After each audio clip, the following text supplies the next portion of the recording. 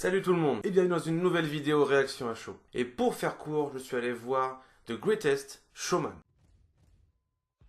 Alors bon, il y a énormément de personnages, en tout cas d'acteurs dans ce film, mais je vais vous présenter les 4 entre guillemets principaux personnages sur lesquels gravite l'histoire, qui sont entre guillemets façon de couple. Voilà, il y a quand même une histoire d'amour dans ce film, donc je vais vous présenter quand même les 4 personnages principaux. Le premier acteur principal de ce film n'est autre que Hugh Jackman. Et je sais pas vraiment si j'ai besoin de vous le présenter. Hein, de toute façon, je kiffe cet acteur. Donc concrètement, j'ai rien à dire sur ce personnage de plus que ce que vous pouvez voir à l'écran. L'autre acteur de ce film qui est également très connu, alors je l'aime un peu moins, il faut quand même avouer qu'il a fait énormément de films, en tout cas des films assez connus. Donc bon, je pense qu'il n'y a pas non plus besoin de trop vous le présenter. Et à côté de ces deux personnages-là, nous avons deux actrices. La première n'est autre que Michelle Williams, que vous avez pu voir dans des films comme Shutter Island, Le Monde Fantastique d'Oz ou Brokeback Mountain. Et la dernière actrice, entre guillemets, de ce quatuor principal, est autre que Zendaya. Alors oui, effectivement, concrètement, voilà, elle a été mise en avant par Disney et vous l'avez vu dernièrement dans Spider-Man Homecoming. Bon voilà, c'est à peu près tous les personnages, tous les acteurs que vous allez pouvoir dans ce film, en tout cas les acteurs principaux, ce qu'on appelle les têtes d'affiche. Il y a également beaucoup d'autres acteurs dans ce film, de toute façon vous avez un peu vu le synopsis de ce film-là, il y a énormément de personnages avec différents rôles, et franchement ce qui est hyper intéressant, c'est que les acteurs jouent très bien. De toute façon déjà, quand on voit le casting de ce film, on se dit, il va quand même y avoir du bon jeu. Et effectivement, il y a du bon jeu, que ce soit pour les acteurs entre guillemets adultes, hein, comme Hugh Jackman qui a vraiment une bête d'expérience, et même les enfants. Les enfants jouent particulièrement bien. Après, le fait si on le voit en VF, là c'est différent. Et là, le fait de l'avoir vu en VO, on voit vraiment l'acting de l'acteur simplement. Et là, effectivement, dans ce film, c'est hyper bien joué. Et en plus, comme vous le savez, ce film est une comédie musicale.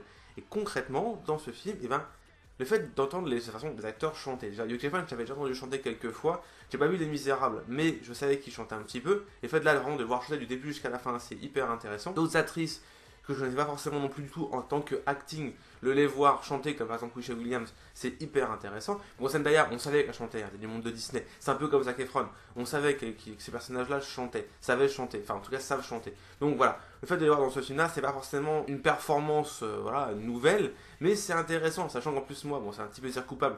J'aimais bien les High School Musical à l'époque, voilà, je trouve ça sympa, je trouve ça entraînant, je trouve ça jovial, je trouve ça très divertissant. Donc le fait de re-entendre Zac Efron chanter, c'est cool aussi, hein, faut pas se mentir. Donc concrètement, le fait de voir cet acting mélangé à ce jeu de comédie musicale, vraiment en termes de chant, etc., la présence qu'ils ont à l'écran, et ben déjà ce film apporte quelque chose d'assez intéressant, d'assez divertissant. Donc déjà c'est un bon point pour ce film.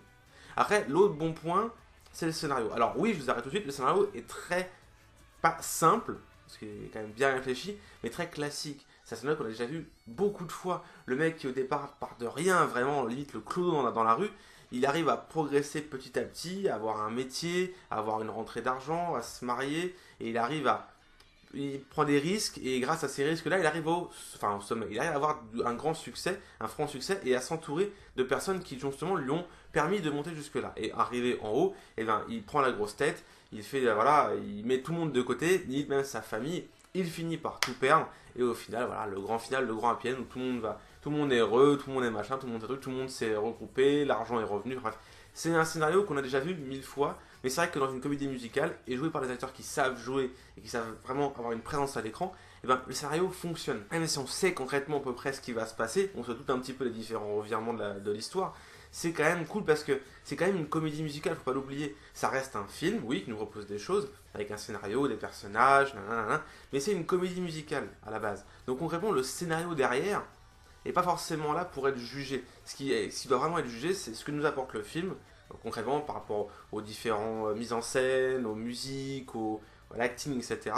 Et puis effectivement, quand je parle de l'acting, vraiment le jeu des différents acteurs. Parce que c'est vrai que c'est intéressant de voir ça aussi, c'est que ce film-là, bon, je l'ai vu dans un UGC, donc des grands écrans, vraiment des salles vraiment qui montent tout en hauteur, pas forcément en longueur, mais tout en hauteur. Donc vraiment, on a l'impression de voir en fait une vraie comédie musicale. Vraiment des fois, et on sentait vraiment cette ambiance dans la salle de cinéma, c'est que les gens avaient envie d'applaudir en fait, avaient envie voilà, de fredonner ou de chanter, ou vraiment de vivre la musique, l'instant, parce que c'est pas comme certaines comédies musicales où les musiques sont très courtes. Là vraiment, on attend de profiter de la chanson, de profiter de la musique. Et pour vous dire, à la fin, les gens ont applaudi. Et moi, je participe aussi à l'applaudissement à la fin du film, parce qu'on a vraiment l'impression en fait d'être devant une vraie comédie musicale et pas devant un film.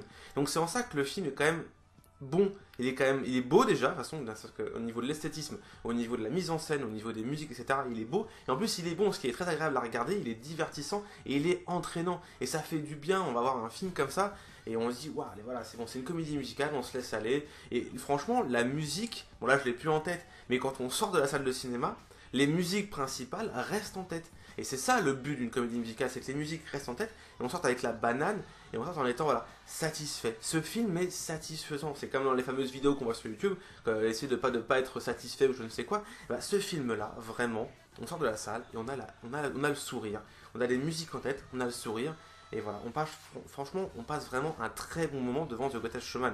Donc concrètement, si vous hésitez encore, allez voir le film The Greatest Showman. Alors par contre, bien sûr, il faut aimer les comédies musicales. Hein. Si vous n'aimez pas les comédies musicales, si High School Musical vous a fait gerber, que Misérable vous a fait pleurer dans le mauvais sens, ou que voilà, enfin, si les comédies musicales vous détestez ça, n'allez pas voir The Greatest Showman. Parce qu'en plus, si vous aimez Hugh Jackman, vraiment en mode Wolverine, en mode voilà, avec la voix grave, la voix rauque, et l'entendre chanter, si vous savez pas, il chante bien, hein, mais si vous n'êtes pas habitué à ça, ça peut vous faire bizarre, hein, concrètement. Mais bon voilà, en tout cas, The Greatest Showman, c'est vraiment, pour moi en tout cas, à mon avis, c'est vraiment un très très bon film, et en tout cas surtout une très très bonne comédie. Donc voilà, c'est tout ma réaction sur le film The Greatest Showman.